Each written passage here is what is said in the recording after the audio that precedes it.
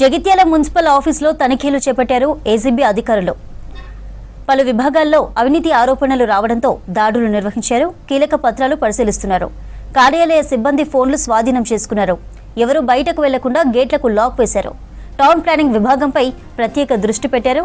Revenue శాఖ, sanitation విభాగంలో అవినీతి జరుగుతోందని ఫిర్యాదులు రావడంతో సోదాలు నిర్వహిస్తున్నారు.